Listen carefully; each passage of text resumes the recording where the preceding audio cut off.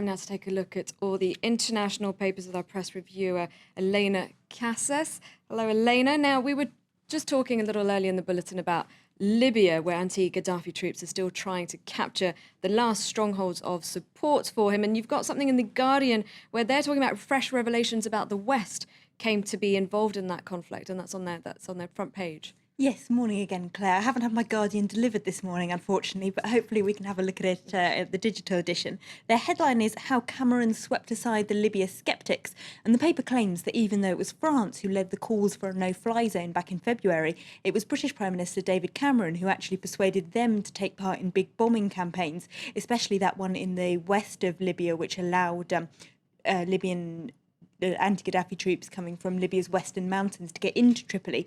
They also say he did this against the advice of his own cabinet and of British Security Services MI6, who apparently told him it would be better to stick with the devil he knew. But the Prime Minister apparently was terrified that if there was a massacre along the scale of Srebrenica in 1995, for example, then it would destroy his international reputation forever, really, his career. If we look in here in the Wall Street Journal, they've got another interesting story about Libya here. An exiled Libyan Jew who's returned to open Tripoli's only synagogue. Now, there aren't necessarily many worshippers to worship in it because of the 40,000 Libyan Jews that there were back at the end of the Second World War. The paper says most left for Israel during the 50s and 60s to escape persecution, but one of them has come back, a guy called David Gerbi. He's reconstructing Tripoli's only synagogue, and he says he's getting quite a lot of support there from Islamist groups and even from imams, Muslim clerics, who have been helping him move all the rubble out and start reconstructing this old synagogue. So he says that's a good symbol of what's changed in Libya. And now going back to where the Arab Spring all began, Egypt, you're taking a look at a story on that. Yes, this is from the online Arabic newspaper Aram. Now, it's focused on a case that's attracted a huge amount of attention around the Arab world and on Twitter. This is an Egyptian blogger called Michael Nabil. Now, he's been arrested for insulting the military regime and sentenced to 3 years in prison. Now, he's now on a hunger strike to protest against that sentence. He's been on it for 41 days, so his health is already quite deteriorated and his kidneys are failing, the paper says.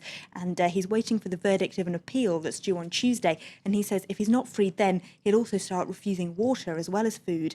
Now, his case has become quite symbolic in Egypt, a country where a lot of people are worried about their revolution being betrayed by the military government that's in charge, and lots of people saying they show signs of being almost as authoritarian as Mubarak ever was. So this case has generated a lot of support there. Now, from Egypt, what some activists have called the Tahrir Square on the Hudson, and what has the US media made of all of that then, these protests on Wall Street, the arrest of 700 people? Well, there's an interesting article in the Huffington Post. Let's have a look at that. They say that police in the US have got completely the wrong end of the stick on the Occupy Wall Street protests. They say they've arrested people because they thought they were just students looking to cause trouble, whereas actually the Occupy Wall Street movement could be one of the most politically transformative political moments in 21st century American politics. They say that corporate interests have just got too much power on both the right and the left in US politics, and this actually, it might look like a leftist issue trying to clear out corporate interests from politics, but the writer says it's something that can help the left of politics to find common cause with the Tea Party, who are also upset about a few wealthy donors having too much control over the Republican Party.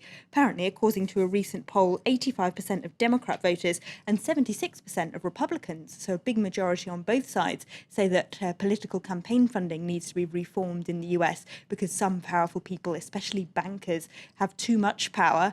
And so he says the Occupy Wall Street movement could trigger a change in US democracy. Now, another story that we covered in the bulletin, Amanda Knox, she's due in court to hear the verdict in her appeal today. Italian papers saying that perhaps we're paying a little too much attention, though, to this story. Yes, La Repubblica says it's impossible it should be impossible for any juror to come up with a neutral verdict in a story that's had so much partisan media attention.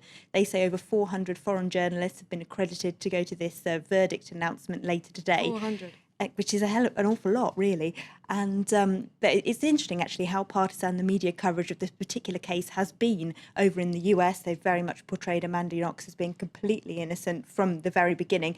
Whereas in Britain, where the victim Meredith Kercher came from, they've been much more negative, the British tabloids, about Knox. La Repubblica says that US TV networks have even paid for a private plane to take her straight back to the US for that all-important first interview if she is released later today.